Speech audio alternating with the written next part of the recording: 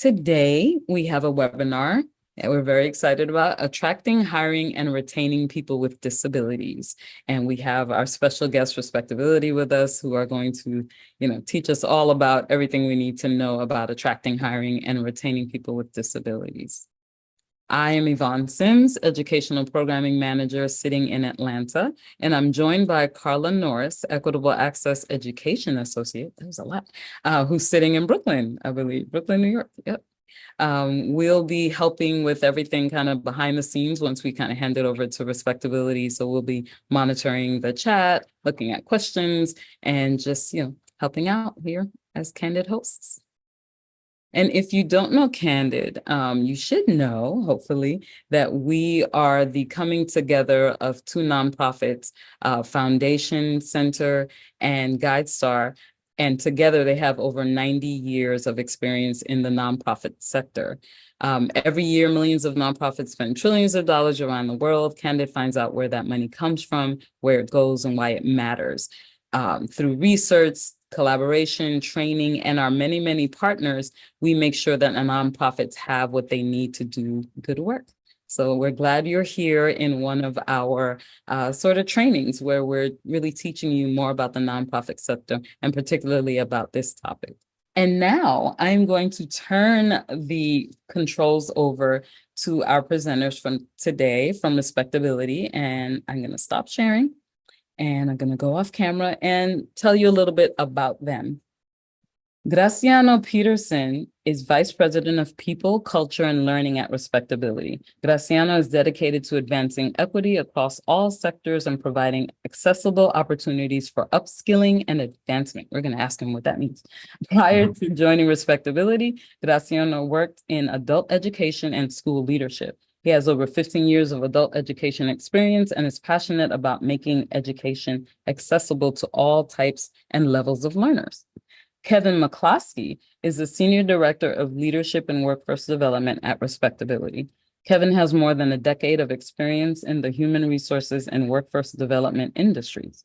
Kevin worked with large employers such as Pepsi, Frito-Lay, Synchrony, and more to develop programs to actively attract, hire, and retain talent with disabilities. With the firm belief that changing lives requires changing minds, Kevin led the research, development, and implementation of a training suite to educate employers on all topics related to disability inclusion and training for job seekers and talent partners to educate and prepare to successfully get a job or help a job seeker obtain the job.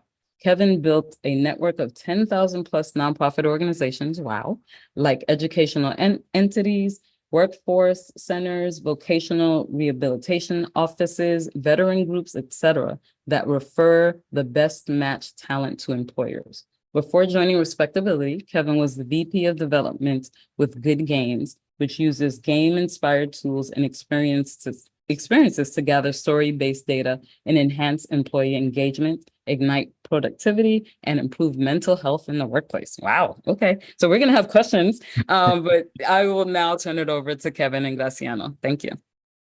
Thank you so much. I appreciate it, Yvonne and the Candid team. Thanks for having us. We are happy to be here today. And you mentioned something before about solving problems. So we're hoping today this presentation not only gives you some good ideas, but really helps you kind of take what you learned today and bring it to your own company. So again, today is recruiting, hiring, and retaining people with disabilities. We did some wonderful intros on both of us, so thanks for that. All right, so our agenda today, we're going to talk a little bit about who RespectAbility is, who we are, Disability 101, talk about the benefits of attracting, recruiting, hiring people with disabilities, and also, again, we'll get into the meat of the presentation, really talking about guidance on recruiting, hiring, and promoting people with disabilities. So a little bit about RespectAbility, just to let you know, you heard my background. I am brand new to RespectAbility, and I'm so excited to be here today. I'm so excited to be a part of this organization. I've just learned so much already, and the impact we make is really, really important. So RespectAbility is a diverse, disability-led nonprofit, and we're really out to fight stigmas and advance opportunities for people with disabilities. So we kind of have three buckets right here on your screen. really want to change attitudes, right? There's a stigma, and we want to make sure we amplify authentic narratives with disability, right? So nothing about us without us, right? So think about that. It's a very important statement. Nothing about us without us. Our second bucket there is advancing opportunities. We'll make sure we're breaking down some of those barriers to education, employment, civic life, to again make sure people with disabilities are leading the lives of their choice. We also develop leaders. I'll get into this in a little bit, but we have a wonderful national leadership program that we do to develop leaders and get them into the world, again, to change some minds and do some great stuff. Respectability has 4 pillars. So our entertainment, news, and media pillar works a lot with entertainment, news, and media, and we make sure that disability is authentically represented in all those different groups there. So we do a lot of work with different studios, different companies, to make sure, reading scripts, make sure disability is authentically represented on film and TV. And we also do a lot of work with individuals looking to get into that field. So we have a lab where we, if you're interested in roles behind the camera or in front of the camera, we make sure we're setting people up for success in those areas. We also do work in policy and civic engagement, a lot of work local, state, and national level. Yep. So right now, it's an election year, so we're talking about accessible voting. It's a big push right now to make sure everyone has the opportunity to vote, and when they get to the booth, that is accessible for everyone. So we do have a wonderful pillar that concentrates on a lot of those activities around people with disabilities. We also have a faith and inclusion and belonging pillar, working with faith-based organizations all across the country to make sure disability inclusive programs and activities are going on. A lot of more stuff going on then, but that's kind of an overview of that pillar. And I lead the leadership and workforce development pillar, where I talked a little bit about our national leadership program. We have individuals coming in, learning soft skills, interview skills, policy writing, how to network on LinkedIn, a whole array of education, and really setting them up for success to go on and be leaders in the disability community. And also we support workforce development programs to make sure, just like we're talking about today, that these programs, employers and workforce development programs really do include the recruiting of people with disabilities into successful roles, and not just those entry-level roles. We're talking about all roles, leadership roles all across the board, which I'll touch on in a little bit. That's a little bit about us. So we'll roll right into the Disability 101 portion of our program here. So what is a disability? So you see that second bullet there. The ADA defines a person with a disability as a person with a physical or mental impairment, so both physical and mental, that substantially limits one or more major life activity. So think about that, how it affects one or more of life's activities. That could also be a record of such impairment, or if they have a history of such impairment. So when you check that box, yes, no, not sure, don't want to answer around having a disability, it could also be a record of a disability. A perfect example of that is cancer. Someone with cancer qualifies as a disability, and you might have, recovered. Like my mom just had cancer. She now is cancer-free. She has a record of such impairment, so she is considered by the government as a person with a disability. It also includes individuals who do not have a disability, but are regarded as having a disability as well. And obviously, we all know that it's unlawful to discriminate against a person with a disability when it comes to workplace and other things. So about 1 in 4 adults have some kind of disability in the US, which is around about 27%, as the last study showed. And I believe that's much higher. So the majority of what you answered is probably true, because as we continue to learn about disabilities and what is a disability, what qualifies a disability, there's a lot of people out there who are not identifying as someone with a disability or disclosing they have a disability. So those numbers probably are a little higher than we think, than we were actually to record. So you're probably right. The audience who went for, I think it was 45%, probably a little more closer to what it actually is. Because again, as we more education and more awareness of what a disability is, those numbers do rise. And Kevin, are you going to cover maybe something that we don't think is a disability that is now considered or we should be thinking about as? We might dabble into that a little bit, but a cancer survivor, like diabetes, there's a lot of conditions that are medical conditions that are not, people sometimes don't consider them a disability. When I do these trainings, I've done them all across the country with different employers, and there's always people come up to me afterwards and are like, I didn't realize I have a disability. I could have been checking that box. And I work in human resources or something like that. And it always tends to go around those like severe asthma, diabetes, cancer survivor, some of those things that are really considered considered medical conditions Mhm. are sometimes not thought of as disabilities.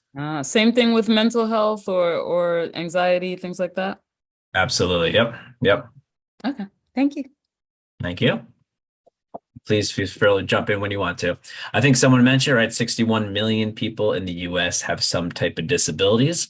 And really important to understand when I go through all these best tips and practices and stories, people with disabilities want opportunities just like anyone else. It's true. Like we can talk about accessibility, we can talk about accommodation, we can talk about all these different things. When it really comes down to it, people with disabilities want an opportunity to showcase they can do the job just as good, if not better, than those without disabilities. So it's all about opportunity.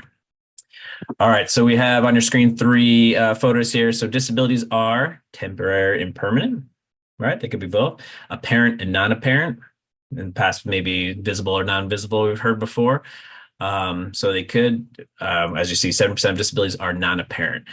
So this is important when we talk about recruiting and hiring people with disabilities. A lot of companies are kind of sometimes hesitant for various reasons, but I can guarantee you that you have people with disabilities working for you right now, and you just might not know because they're not telling you have a disability. They're just doing their job as good as they can. And sometimes we kind of get stuck on those disabilities that we can actually see when, again, majority of disabilities are non-apparent. Can't say it all.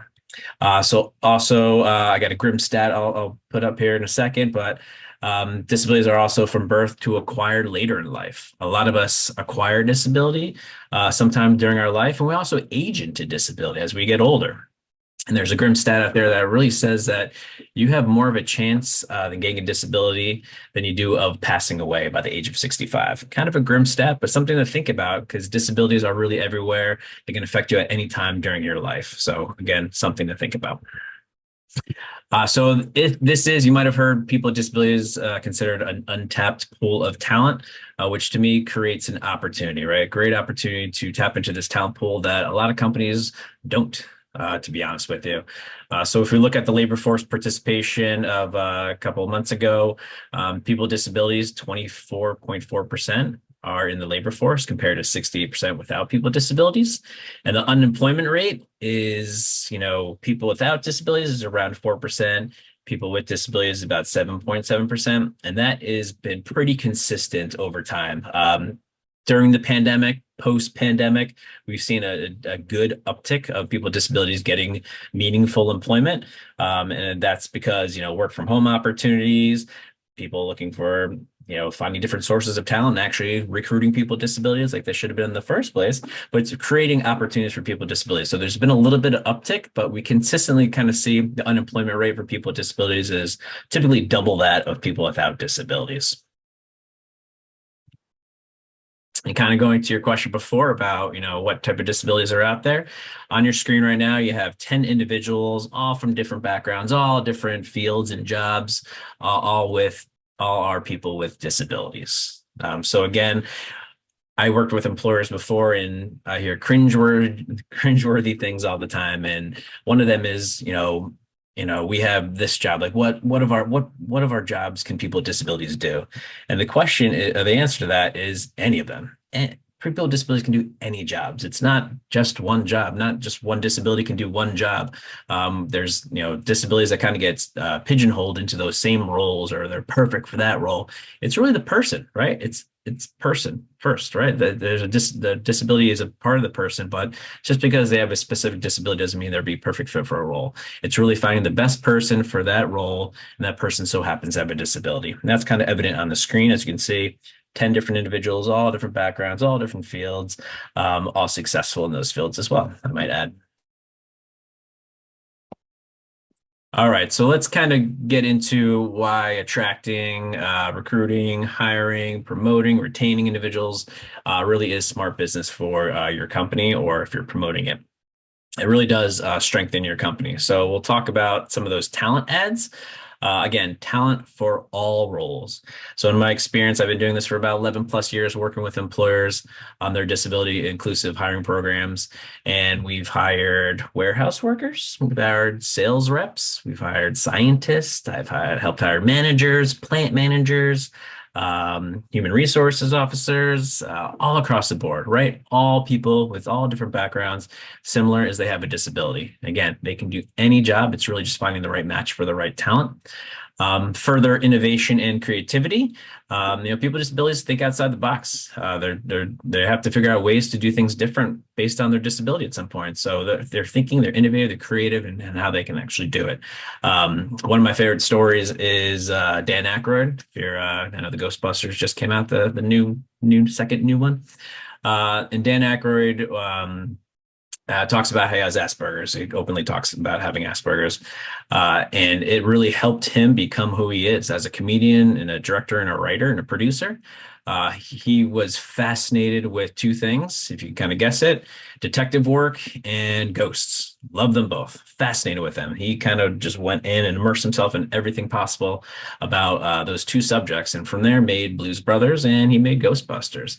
And he really does, praise his disability for helping him with that. He wouldn't be able to kind of think outside the box and do what he wanted to do to create those two wonderful movies and franchises. So again, people with disabilities, I'm talking fast again, just because they have a disability doesn't mean they're a perfect role for this. People with disabilities can do any job. There's diversity within disability, which we'll touch on, I believe, on the next slide. So I'll just breeze over that real quick. And there's numbers out there. I'm sure if you've heard about this topic or discussed this topic before, there's better retention and loyalty. I've seen it myself with companies I've worked with. People with disabilities tend to stay on the job longer, and they're loyal customers and loyal workers because they're thankful for that opportunity. If you give the person with a disability opportunity, like we said before, they're going to make you happy about that. I guarantee it. So better retention numbers. There's numbers we can throw on that, but every industry is different. But I've seen it myself with companies I've worked for. And there's one thing I want to talk about, that better retention. I might get back to it. Increase in self-identifications, which I put on there for a reason. So many employers out there are government contractors. So they somehow do some kind of work with the government. Most companies do some kind of government, whether it's a small contract. I would say if you're like a soda company, you might have a vending machine in a DMV office, and that is a government contract you have. And if you're a government contractor, to keep those contracts, you have to be going out and recruiting and hiring and promoting people from all diverse backgrounds, which obviously includes people with disabilities. And how you show that is your self-identification numbers. So if you're not familiar with self-identification, that's that question you're asked when you apply to a job, or maybe they ask you every 3 years, or when they're updating their systems, it's yes, no, or I wish not to answer if I have a disability. And you're asked that question for compliance reasons. So companies have to track that information for all diverse groups, right? So increasing self-identifications is going to help you get more business and help you get those contractors as well. More importantly, if people are identifying as a person with a disability within your company, it means you're doing something right. It's in the past, people with disabilities typically don't want to select a yes, I have a disability, in fear that's going to be used against them or discriminated against. They're not going to get the job. That's kind of that past thinking where it's really all about compliance and what the company is asking you. And it should be information that is lockboxed away that no one can see besides certain people who need to have that information. So it does increase self-identifications. And when you have people identifying as a person with a disability within your business, that also gives you the opportunity to see how you could support them better in the business, right? How can you make it more accessible? How can you create accommodations? How can you create a better workplace, as we're all trying to do right now? And that identification number is really helpful. And if you look across all the DEI work that's been done in the last few years or so, there's companies putting numbers out there for this background, this diverse background, this diverse background. But when it comes to disability, you really don't see a lot of that information because a lot of companies aren't doing a great job at it. And again, that goes back to the opportunity. There's companies that take advantage of actually recruiting people with disabilities and hiring people with disabilities. They do see the benefits, 100%. But again, a lot of companies aren't out there, and they're not sharing this information because their numbers are low. So be one of those companies, be one of those supporters that could bring those numbers up and really, prove the business case of hiring people with disabilities. Then we go to the market ad a little bit. The market ad, grow your customer base. People with disabilities and their family members or friends are very loyal to businesses. There's a huge spending power out there worth $645 billion in the US alone. And that number goes up and up and up. It's about 8 trillion worldwide, I believe, around there. And also there's studies out there. I think it's 92% of people support businesses that hire people with disabilities, 87%, or sorry, 92% prefer to do business with companies who hire people with disabilities, 87% like to support. I don't know what the 13% people believe, but we'll just ignore them for now. But it is good for business. And it increases business opportunities, as we said before. When it comes to self-identification, if you're getting more government contracts, you're showing that you do that, you have a leg up on the competitor. Any questions at this point? Okay. I was just looking at a question that I was going to respond to because I'm not sure what Dr. Sandy might mean. But Dr. Sandy's question is, are there differently able people who are willing to become volunteers, maybe with a stipend? And I guess I was going to say, I think, well, one, differently able. I'm kind of curious to what your thoughts are on that. And then two, I was just going to say that I think people with disabilities are willing to do whatever everyone's willing to do. So it's hard to kind of answer that question. So I wasn't sure what she meant, but I was going to ask her that. But yeah, differently abled in terms of language. Can you talk a little bit about that, Kevin? Sure. I think we're going to jump on language in a little bit, but Okay. Gotcha. Gratian, if you want to jump in and talk a little bit about language and what's preferred and kind of where we've been, where we are going, and actually people's, preference as well. Yeah, so I think language has been one of a tricky subject for a long time. At Respectability, we definitely embrace disability as a word. We don't shy away from it as a bad word at all. And I think that sometimes the other words that we use are sort of to make other people feel better when talking about disability, right? But most people with a disability are fine identifying as such. They have a disability, and you don't need sort of other colorful language to go around it. So really, but what it boils down to is always talking to the person or the population in which you are directly interacting with, and finding out what they prefer, right? What language do they want to be used for themselves? It is really important for you to not decide outside of them without speaking to them, without getting a consensus. It's really important to be like, hey, what is it what word would you like us to use, right? And not assuming that the flowery, more protective language is preferred, but actually getting into it and figuring out what makes the most sense for the population. But disability is not a bad word. And you don't want to think of it as a bad word at all. It's just the truth, right? It is a disability, but it does not mean that it is disabling. Okay, thank you. And I'm going to ask this next question as well from someone anonymous. Oh, wait, someone answered it. See, this is what happens when we have Jake back here. So I think we answered already. And I think, let me make sure. Yep. So we answered that one already. And let me just check one more to see if this is a new question. The conversation of self-identifying is complex because disability is always not non-apparent. There's many of where disability is apparent without disclosing. Please own the word disability. So that was just Marcus's comment. So, yeah. Thank you. And there's a difference between self-identifying and self-disclosing. So self-identifying is really when it comes to that compliance and those questions you might see in an application. That should not affect, and I always say should because you never know, but it should not affect anything as far as promotions or hiring, anything like that. It's really secured information that is really for compliance only. And again, only a few people in the company should have access to that. It's not for hiring purposes. It shouldn't be on the application or resume when the hiring manager gets that information. So it shouldn't be used for that. Self-disclosing is different, where you're actually disclosing you have a disability, and typically done when asking for an accommodation or something like that. So there is a big difference. One is really just kind of compliance, checking the box, a part of your demographics and whatnot. Disclosing is really disclosing, hey, I have a disability, I'm going to need accommodation for this, or even kind of saying it and sharing it with someone else. Okay. And then Dr. Sandy was still saying, well, she did want an answer. So are disabled people who are willing to become volunteers? And are they willing to volunteer or work for a stipend? Do you have any stats around that?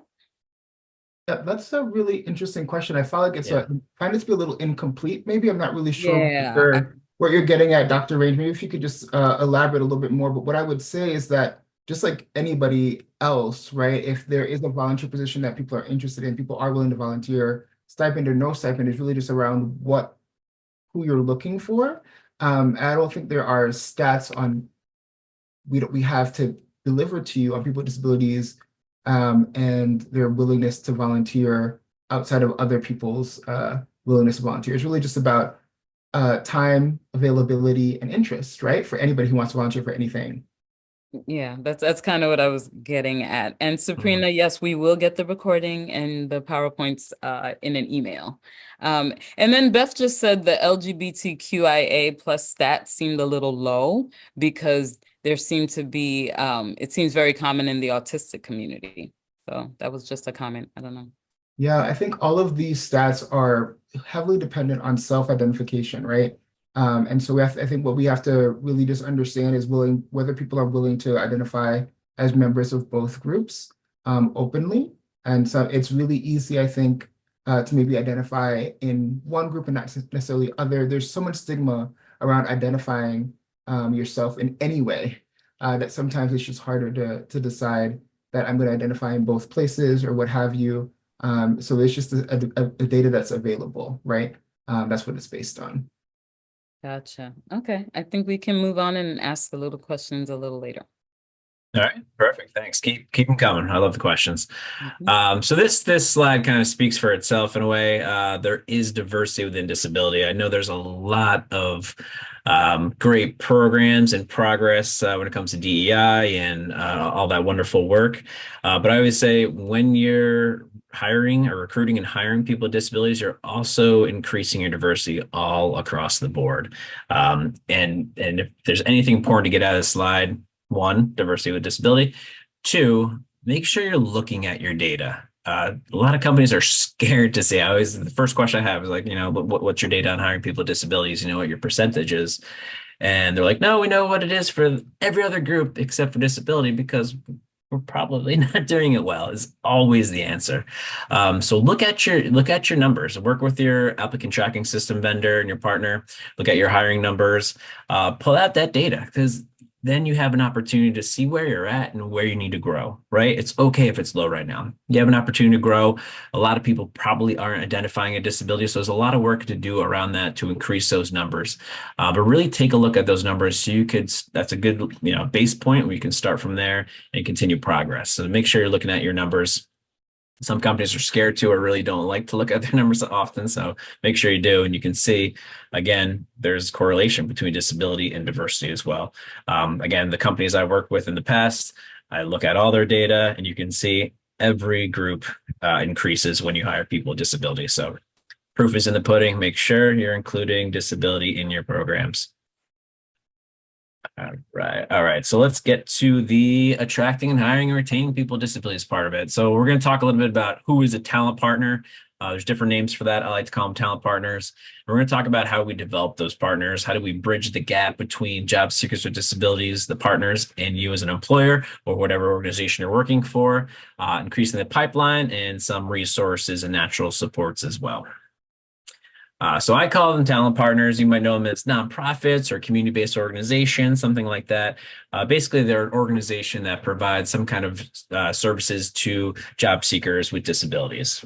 So we have government agencies such as Voc Rehab.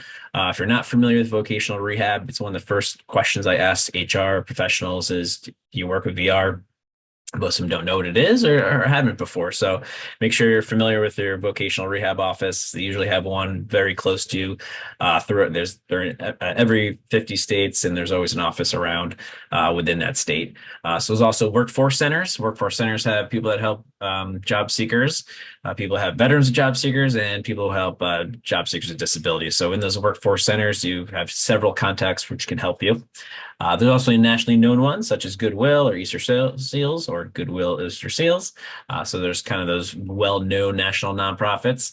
Also veteran groups. Veteran groups have people with disabilities as well. So you got your VA office. They have an employment program through the VA. US Vets is the one I work with, and Wounded Warrior Project is one I've worked with as well. And then educational, there's high schools, there's community colleges, there's universities, all have some kind of disability department. Something with those educational entities is I've noticed is sometimes there's a disability office that really might work for like a student accommodations who really doesn't work in the job seeker side of it, but you also have the career center within that organization, the university or community college or high school. Sometimes they don't talk, sometimes they work very close to each other. I recommend reaching out to both of them. And the good thing about talent partners, when you're seeking job seekers with disabilities, again, you're going to get most of these organizations work with all job seekers. So it's a really good part of your recruiting practice in general. But again, I will do this presentation for an hour and a half here, but I can guarantee you the best thing you can do, and I promise you, the proof is in the pudding, go out and create these partnerships. People with disabilities can do your jobs. They just might not know you have jobs. I've, again, worked with huge companies, nationally known companies, and they always tell me, we're a nationally known company, we have jobs, but no one knows we're here. So how do you get the word out? Create these partnerships, and we'll give you some tips right now on how to do that. Trying to slow down. Sorry. All right. So partnership, outreach, and development. So you want to research and connect with organizations in your area. Again, vocational rehab is a really good start. Some voc rehabs, depending on the state, have partners they work with as well, kind of vendors that they work with. So if you reach out to the voc rehab, they might have a whole pool of vendors you want to work with. And don't focus on just one talent partner. You want a whole network of partners, because this organization might not have the person you need right now. They might 6 months down the road, and this company or organization might have, 6 job seekers right now, but not some down the road. So you want to make sure you have a whole network of partners, right? So it could be a vocational rehab, a workforce center, a veteran group, and so on and so forth, a little mom and pop shop around the corner. You want to make sure you're focusing on all the partners, because if you have lots of hiring that you need to be done, you want more partners. And some good best practices are really host meet and greets, right? Invite them into your facility, show them the jobs, tell them about your jobs, tell them about the benefits. Why is it a great place to work? It should be part of your recruiting practices, right? So host them, let them show the job, see the jobs in action. One company I work for, in their interview process, they would hire the best of the best, great people.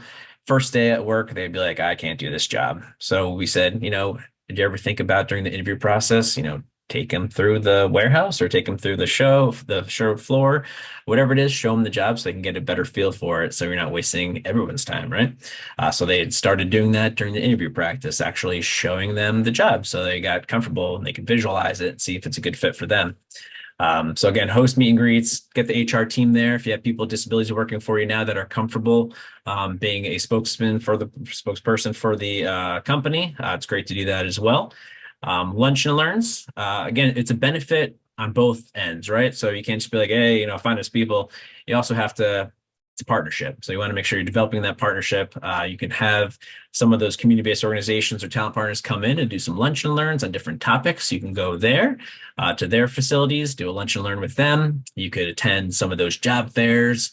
I've been to plenty of bad job fairs, so kind of do your research and make sure you're going to the right career fairs.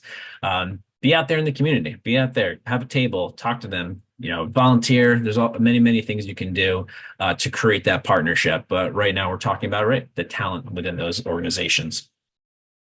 Kevin, this seems like a good time maybe for this question, or just let me know if you're getting to it later. Crystal wants to know, how would a potential employee know a company's disability program, accommodations available, etc.? Is this information readily available on a company's website? I wonder if it's more available when hired, like in an HR manual versus before hire. Sure. Can you mind reading that one more time so I get everything? No problem. So how would a potential employee know a company's disability program? So like their accommodations or anything. Is this information readily available on a company's website? Or is it something that once you're hired, you would find out in an HR manual versus before you're hired? That's a great point. I don't think I get into it, so I'll answer it now. And that's one of the things I used to do when working with employers is look at their website, how does it speak to me as a person with a disability, right? Is disability represented in your website? Is the accommodation process right there for me? Is it easy? Do people respond to it? Typically no. So as a person with disability, I'd go and test their website to look at, how disability is represented. Do they have a program? Many companies that do it well will have some kind of information on their website about it, specifically attached to their career page if they're smart about it.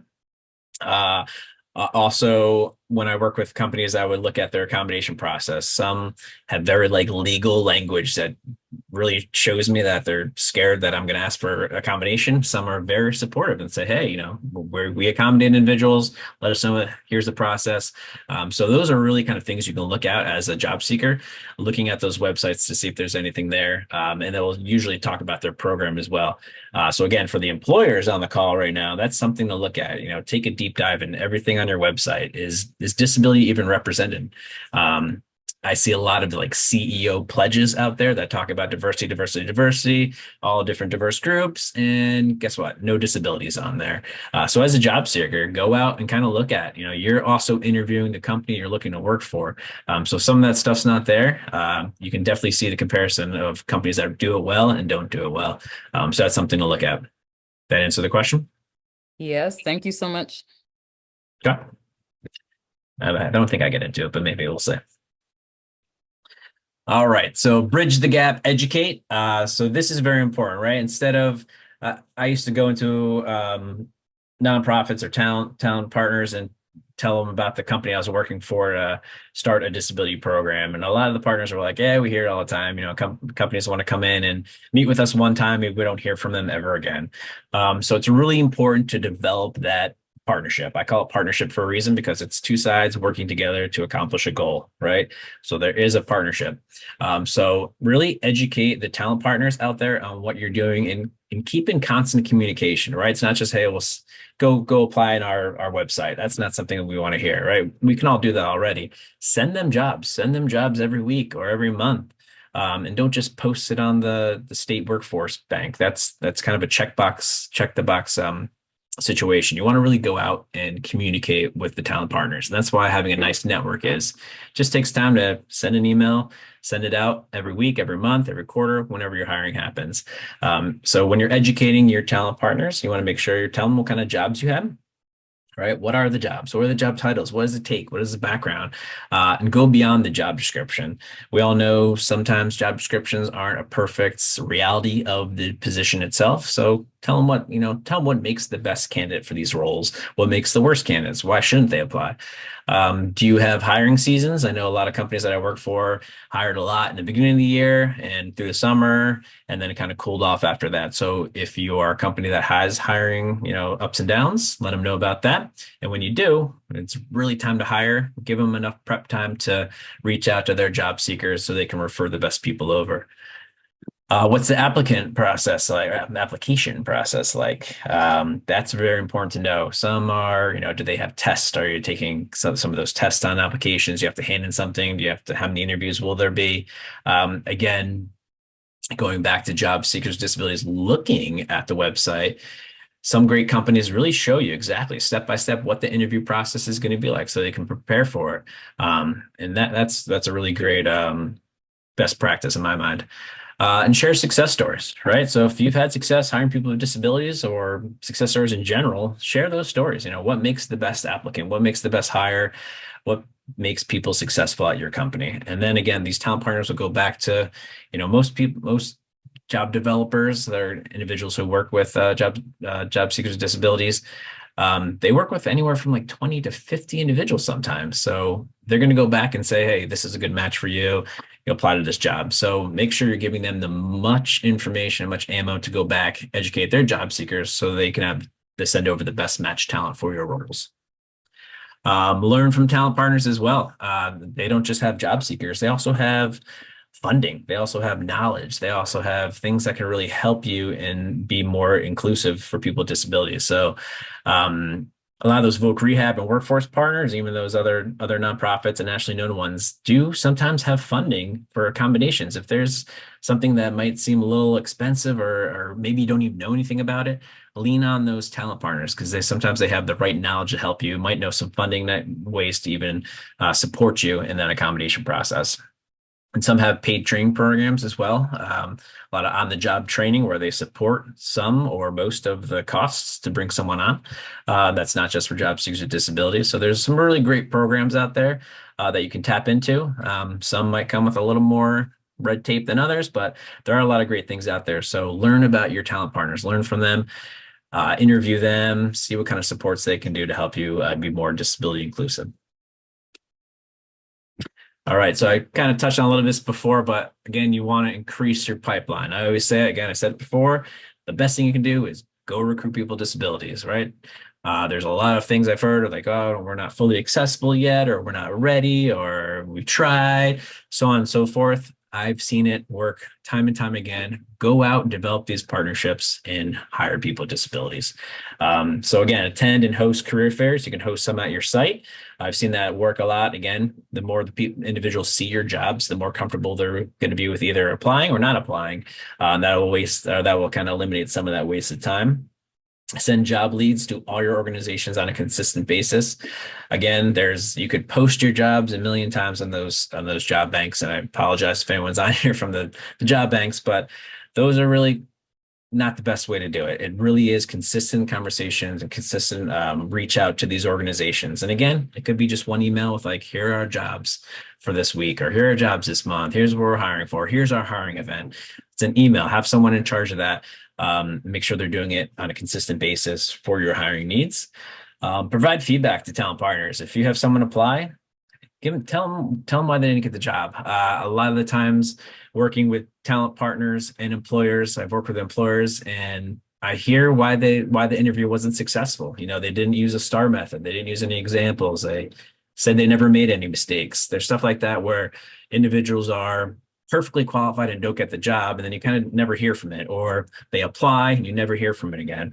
If you can, share some of the information. You don't have to share everything to get you in trouble legally, but let them know, hey, this individual really struggled with the interview, or we just hired someone else because they had better background or something like that. Just provide some feedback to those talent partners because they need to learn as well, right? They'll get better at sending better talent. Sometimes it doesn't work out, but I know from all of our experiences applying to jobs is very difficult. It's a job itself, and not hearing back kind of deflates you a little bit. So that feedback could be very beneficial to those talent partners and those job seekers as they continue to grow the partnership with you. Develop recruiting and training programs. I don't think I said this before, but people with disabilities cannot solve your terrible training and hiring processes. It's a lot of the contracts I've had before. They're like, yeah, we're really having trouble hiring this job. So people with disabilities can do it. Nope, people with disabilities, just like everyone, we're on some great opportunities, not just a don't swear, terrible job. So make sure you're developing recruiting and training programs that are helping those job seekers gain the right skills when they come onto your company or even before. You can work with talent partners and they can do classroom work. They can do interview prep and stuff like that.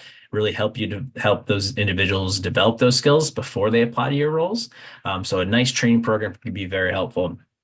Perfect example of that is I worked with Pepsi in the past, and they were building a brand new facility out in Las Vegas, basically working on fountain machines, vending machines, and coolers.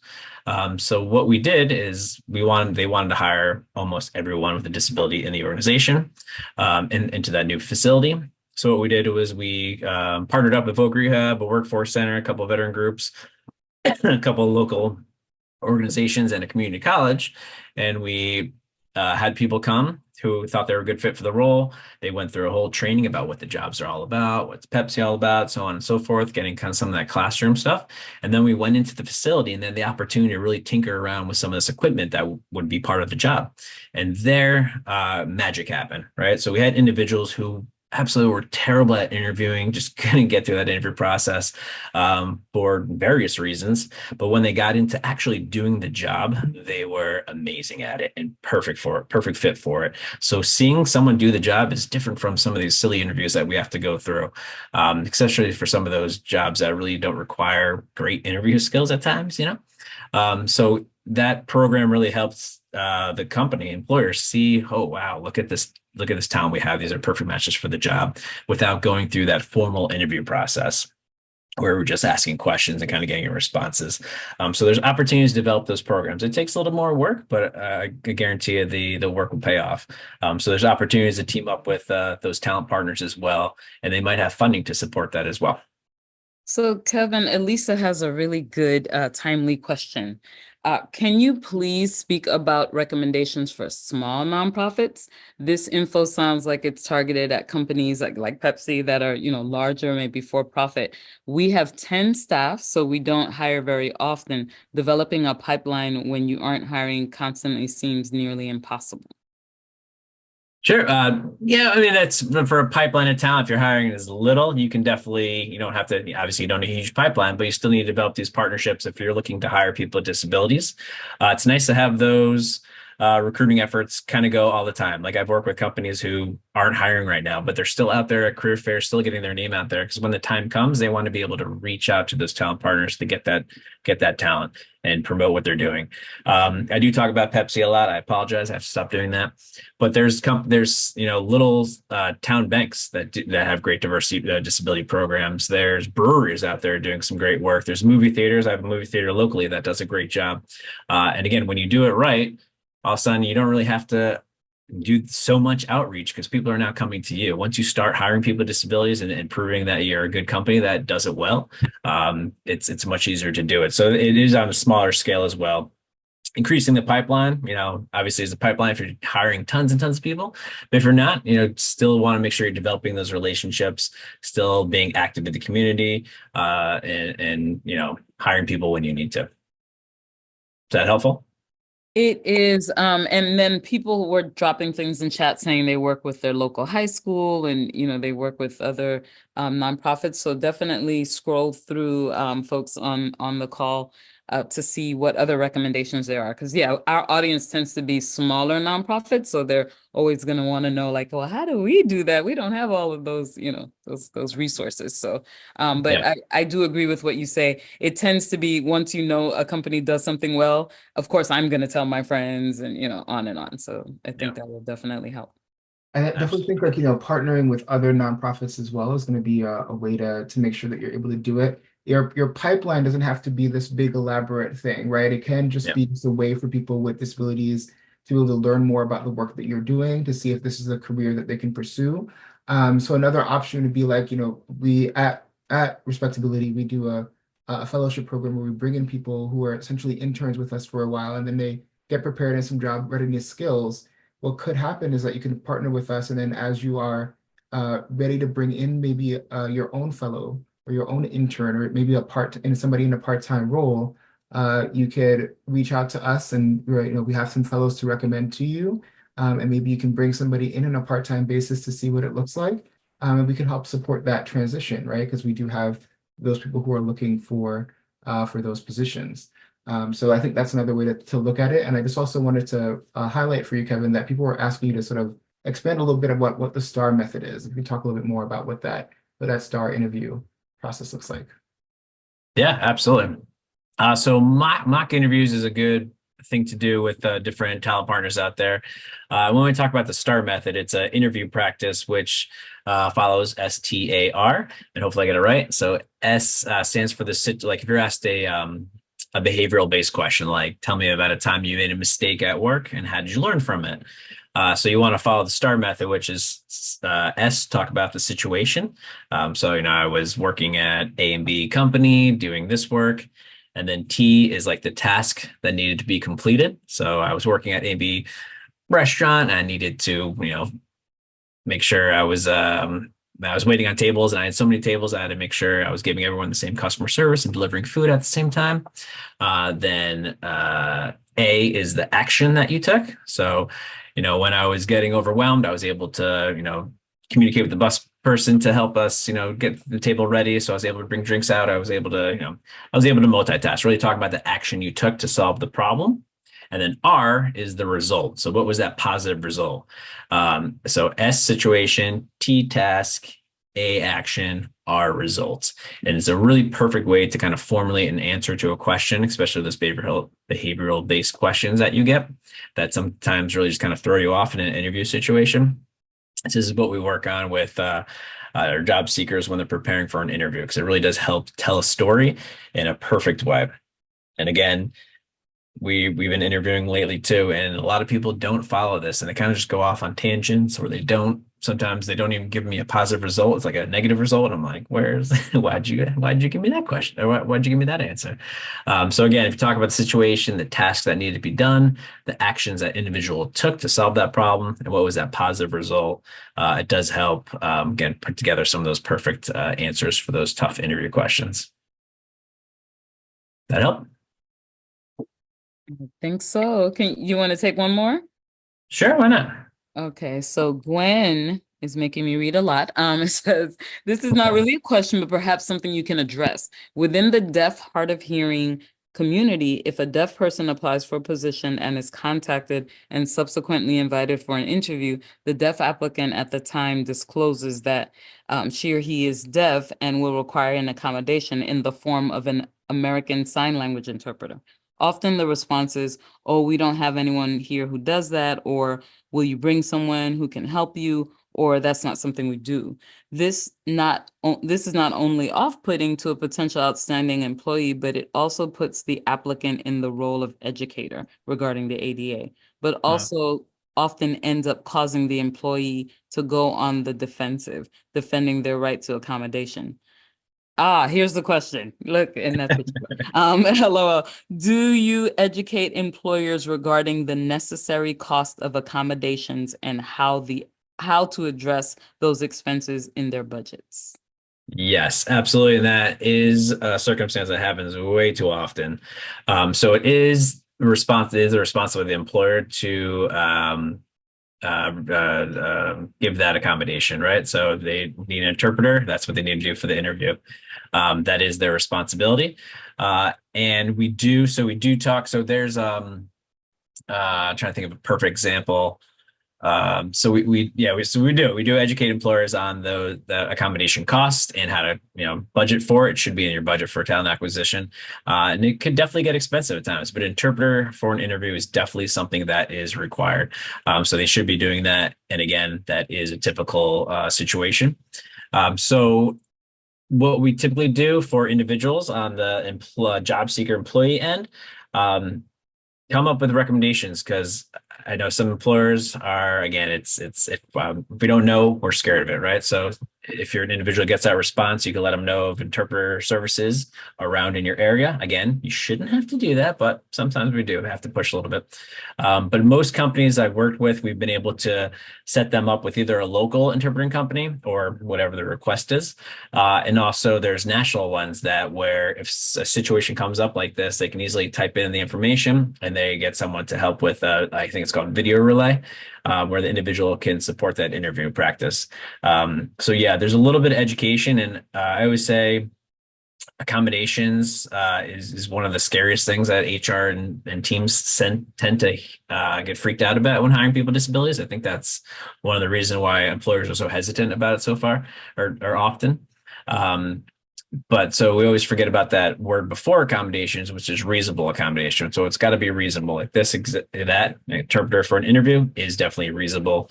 Some other things like breaking the bank or changing the job, some of those things aren't reasonable. So I do a lot of education around what is required. And more importantly, what we promote is that interactive process between the individual who is requesting the accommodation, sometimes the manager of that individual, HR, and whatever other else party needs to be involved.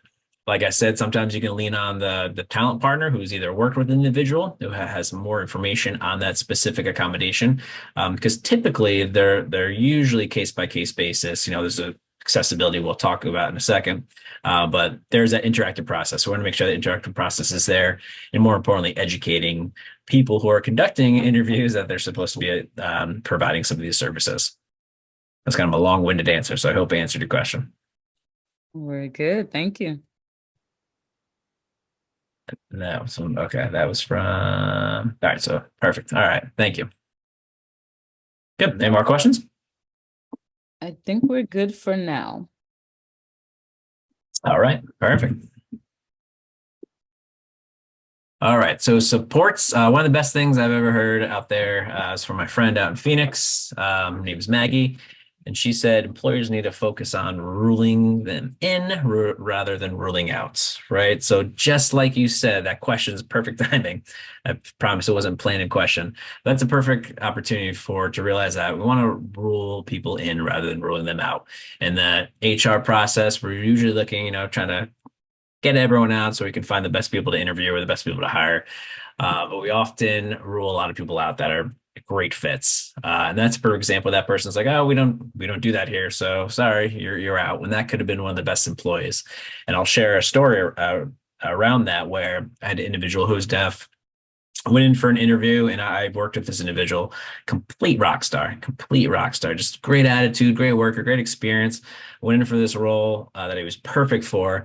And when he went in, he had a terrible interview. The feedback was he had a terrible interview. And I was like, there's no way this individual had a terrible interview.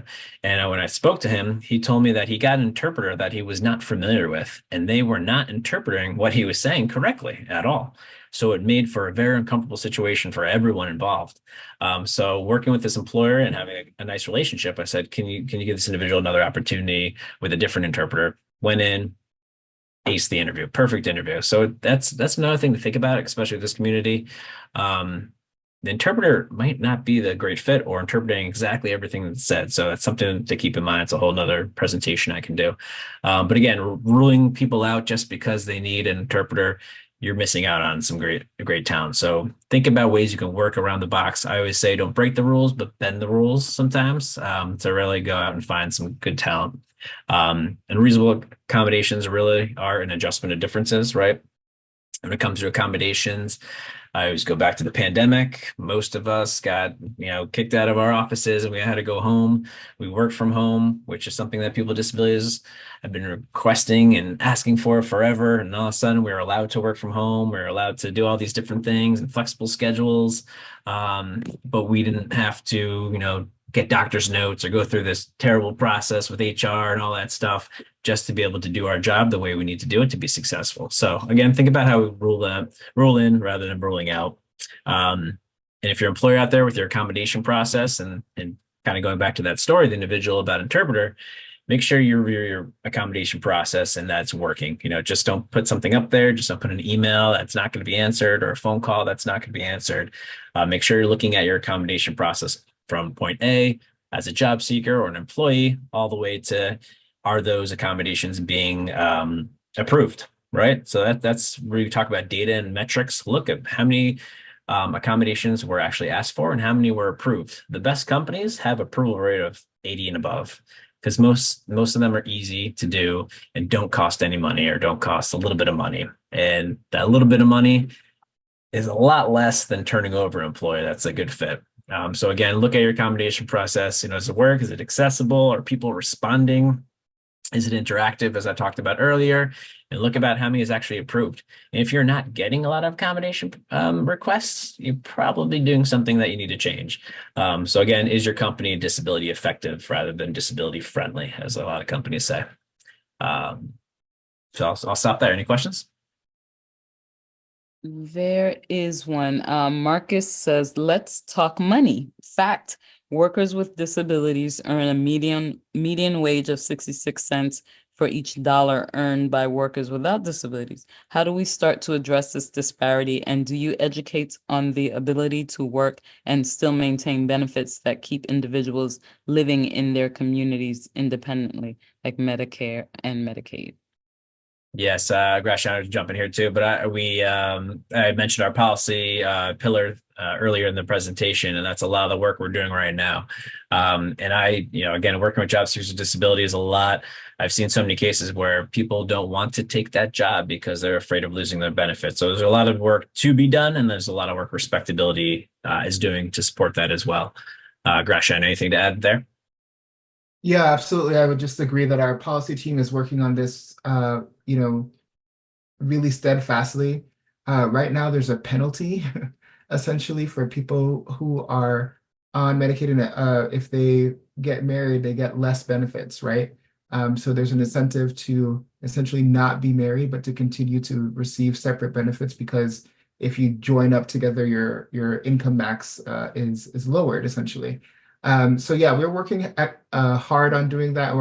We do a lot of education for our employee partners to make sure that they understand what it looks like to bring people on in those spaces, help people out. And we also try to educate people who are job seekers about how to make sure that they're able to keep their benefits and work effectively as a person with a disability. Yeah, it's a lot to navigate at the moment, but our policy team is in DC this week trying to advocate heavily for all these things to make sure that it's an easier process for people with disabilities to be able to enter the workforce. And Graciano, were you going to address can you share more about reasonable accommodations, alternatives to the traditional Q&A style interviews, like presentations, getting the questions beforehand? Were you going to type that out or say it live? Yeah, that's going to come up. I think we're going to touch a little bit more on accommodation Okay. in a latter part of this presentation. So yeah, that's Okay. coming. It's Perfect. All right, we detailed. can go on then.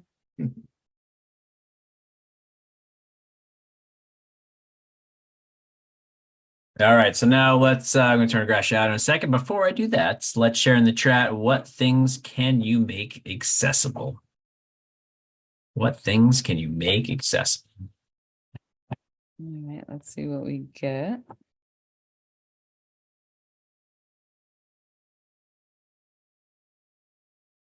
We got everything.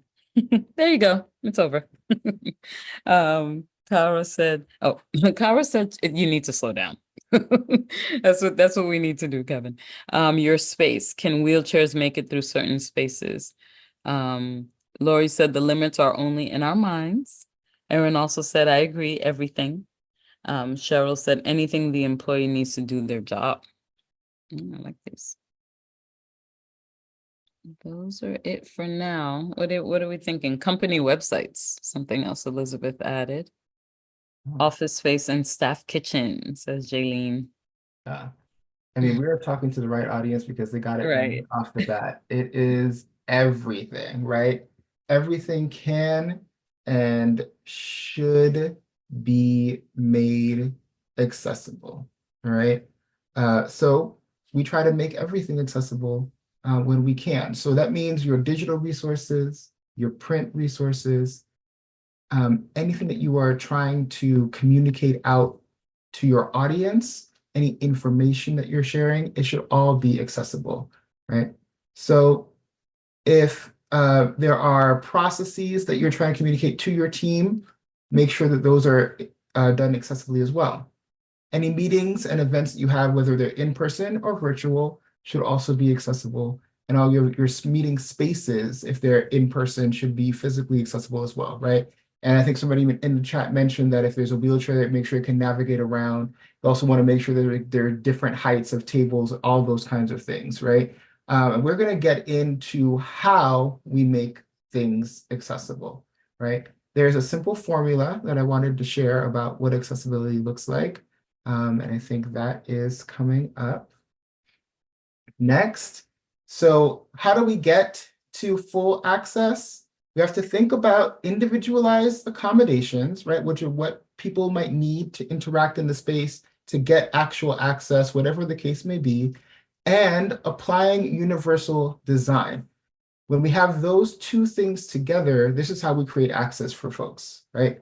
And some things are easier said than done sometimes, but in most cases, if we apply a universal design at the beginning, we don't have to do as much shifting towards the end. So what is universal design? Let's talk through that a little bit. There are a few principles associated with universal design. When we're thinking about universal design, everybody can freely use it, right? So it's equitable use. It's flexible in the way that it's used. Simple and intuitive is ideal. It's really perceptible, meaning that everybody should be able to pick it up. But there's also a tolerance for error, right? If there is something that is not working, how do we switch something else in to make it work better?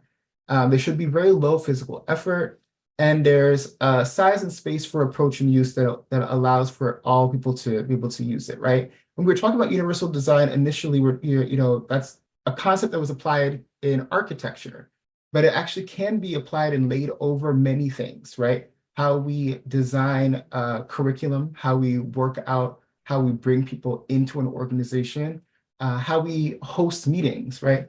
All of those things can be thought about in a universal design approach so that it can be accessible to everyone.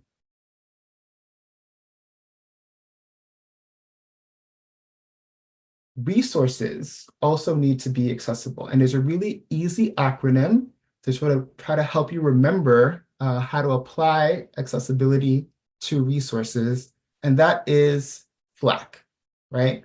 So FLAC stands for font. The F is for font, right? Making sure that you always use sans serif font. That means, less curly-tailed font as possible, always in a nice readable size, right? For your presentations, you want to make sure that it's 18 point and above. And then you want to move into the L, which is for links. Your links should always be embedded and descriptive. So what that means is that if you have a PowerPoint presentation or a PDF or other things, and there is a link included in it, you don't want the whole HTTP www website appearing there as the link, unless it's descriptive and helpful. But because when you do that, your screen readers, and for anybody who's using a screen reader, it's going to read that whole thing out to them, right? And you don't need that. What you do need that is for the word that is describing what the link is to be descriptive enough so that the person knows what they are clicking on when the screen reader lets them know that something is linkable, right? So always want to make sure that you have embedded and descriptive links. There are, for all Microsoft Office tools especially, there are accessibility checkers on a lot of our tools that we use for software. And so when we create a document or a resource, a PowerPoint presentation, a PDF even, we can just check to see if it's accessible, right? The things that we're checking for in accessibility are usually around things like color and contrast, which is the last part of the FLAC acronym, but we're also checking for alternative text, right? Making sure that our images are readable, and if they are showing up, that we have a way to describe the image so that people who can't see the image know what the image is there for, what it's describing, and how it's helpful, right? So accessibility checkers really are good at flagging those major errors and giving warnings and also tips on how to correct them, right? C is for color, and when we're talking about color and resource accessibility, we're talking about not using color to describe something, right? If somebody has to look into like a resources or information and like, oh, only look for the red tabs, but the red tabs also don't have like a name or word linked to it, it's not accessible to those people who might have color blindness and they're not able to distinguish between red and something else, right? For instance, if you have a PowerPoint, you're like, click on the red button to advance and the green button to go back.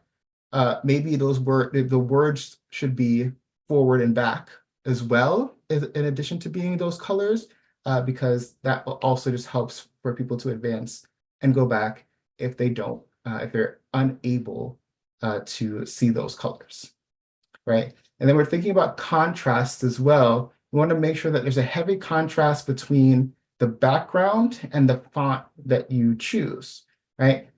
If the colors are too close together, it's very hard to distinguish the difference between the words and the background. And that's not helpful to folks if they have low vision.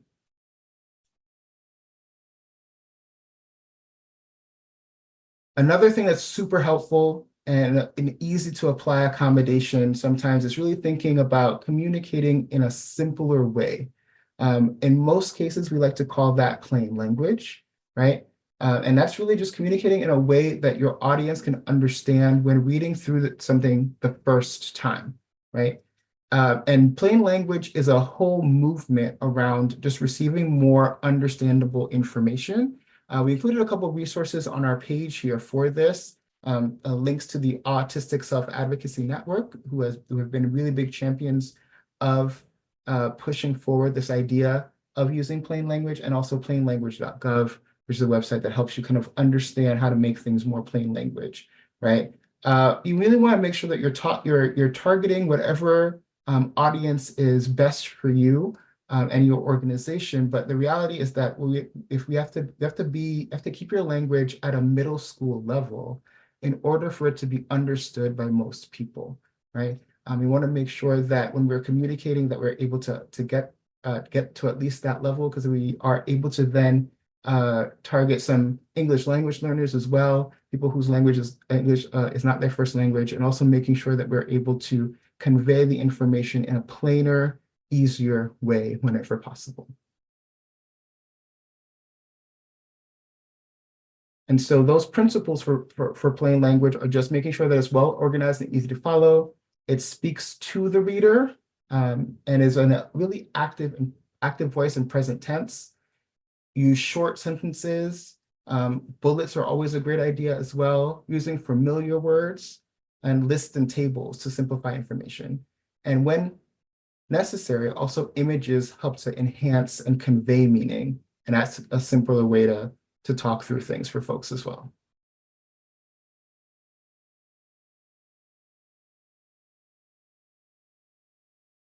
So accessibility really is for all, right? So one of the things that came up earlier, one of the questions that was asked is how do we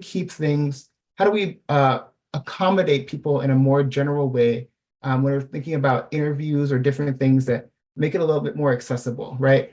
So when we post all of our job postings at RespectAbility, we also indicate that if there's anybody who needs specific accommodations as they're interviewing with us, whether that be the questions ahead of time or something like that to make it easier for them because they struggle with processing, whatever the case may be, we do provide our questions ahead of time to people if it's requested. And one of those things that we allow people to do because the additional processing time might be needed to make sure that they don't have higher anxiety levels, or if they have other things that they're struggling with that make it more difficult for them to interview in a traditional interview format. That's one of the ways that we try to allow them to have more access to the interview space, which has not been made necessarily to be accommodating for everyone, right? And so we announced that publicly in our job postings, right? It's important for other organizations and other people to make sure that they are committing publicly to inclusion for people with disabilities. It was mentioned also in the Q&A in the chat that you have an approach, and many organizations have an approach to DEI, and they sometimes forget about the A, or the A for accessibility, right?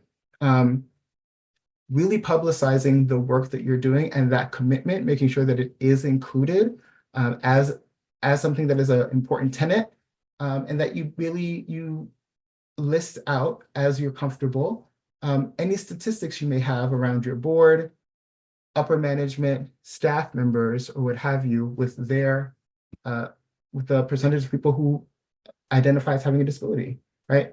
We do that, and we want to make sure that others should do that as well.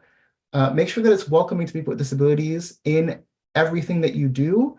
Again, job postings are a really great way to indicate that, right? Do you have job postings that still have this like really generic criteria that says you must be able to lift 50 pounds?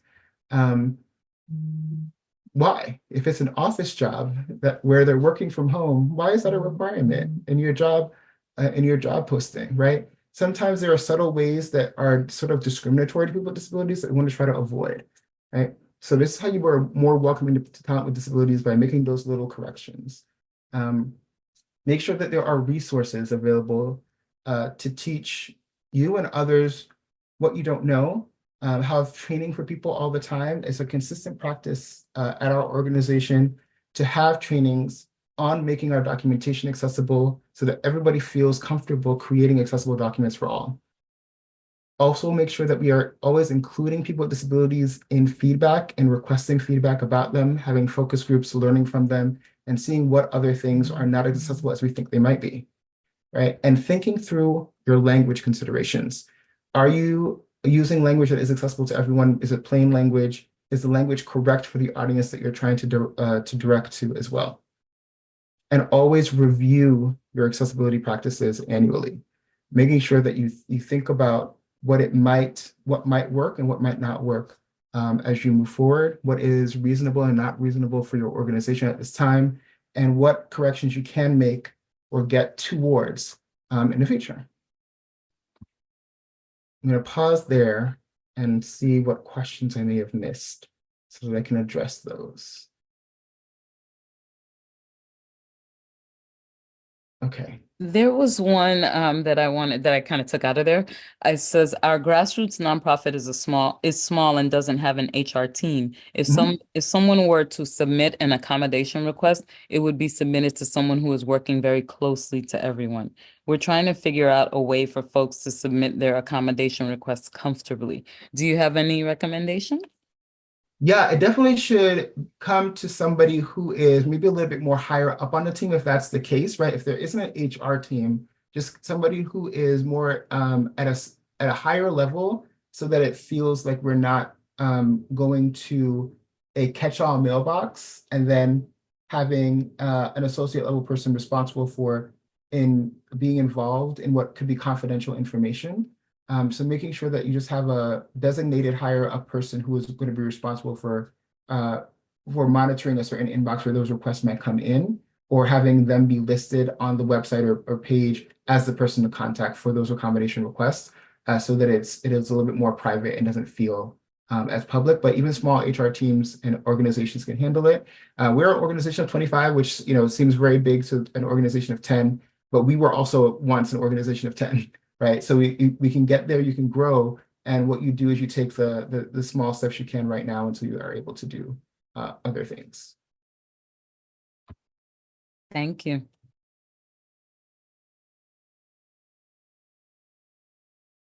Right.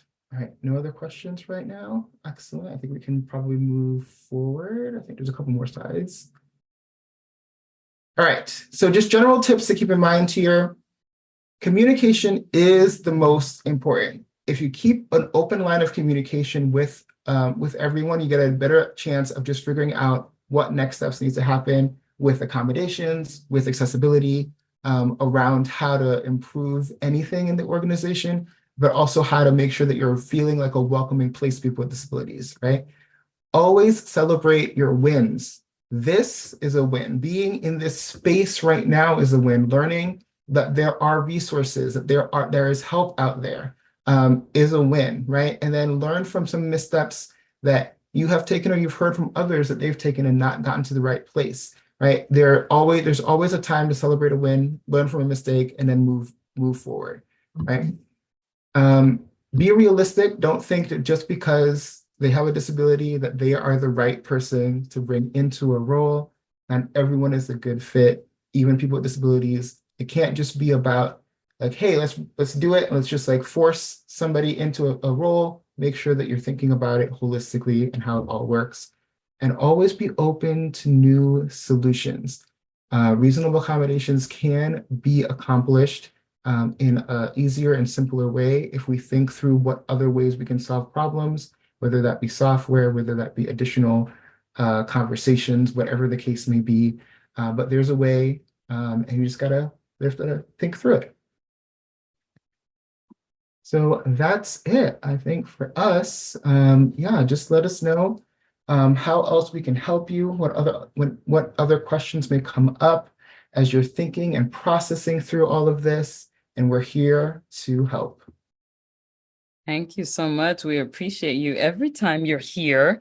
So just a last question that I wanted to make sure, even though we could be a lot harder about put your questions in the Q&A, but someone had a question in the chat, so I wanted to make sure we did look at it. Let me see if I can find it real quick. Would it not be best to have the same process for all candidates, i.e. send the questions in advance, et cetera, to everyone? Then it's not the candidate who has to like self-identify to get those accommodations, or what do you think? Yeah, I think it's always good to try to keep the process the same for everyone, but I think that's the idea here with universal design as well, is that it can be for everyone, and when it doesn't work for everyone, that's when we adjust and are a little bit flexible. I think that your questions, if they're behavioral based, asking them live versus sending them ahead of time is not going to make a huge difference, but what it does is make sure that your questions aren't necessarily going out to everyone if you're going to use them over and over again, to everyone who might like, I mean, sending the questions out to 20 people versus one person is different because of just like the spread of the questions. You just don't want your questions ending up everywhere if you're planning on using them over and over again. That's really what it's about. It's not necessarily about protecting the process. But the I was process thinking should, about that. Okay. yeah, yeah. So the process is great, but you don't have to worry about letting your questions leak if you're going to use them over and over again. Okay, so I just wanted to remind people that we have another free webinar coming up, and that is race, gender, and inequity in nonprofit consulting, which will be really interesting to talk about. But I'm going to stop sharing because I wanted to let you know of all of the thank yous that are coming in. You rock, apparently, and great information. And we're getting really, it's always a learning for me when I get to host a webinar with Respectability. So I'm always glad to have you here, and we appreciate everything that you do. I'm glad to hear you're 25 people. That was nice. Just because you sound like this gigantic machine. So it's good for people to know that. So just want to say thank you, and thank you to our audience again. Did you want to leave us with any more gems before we go? Hire people with disabilities. It's really it. There you go. Go find them. Get them in there. Anything Yeah. else, Graciano, from you? Yeah, someone was asking about job boards. I just put one in, but there are many job boards you can put in for to post your jobs for people with disabilities who are seeking jobs. We can also help you with that as well. Just reach back out to us, and we'll give you some more options. We'll post it on our networks as well. But there are definitely a lot of ways to reach out to people with disabilities who are job seekers. All right, thank you. Just want to say thank you to Kevin and Graciano again. Have a great afternoon to everyone on the call, and please let us know how we did. We always want to know that information. All right, everyone. Bye. Thank you. Thank you.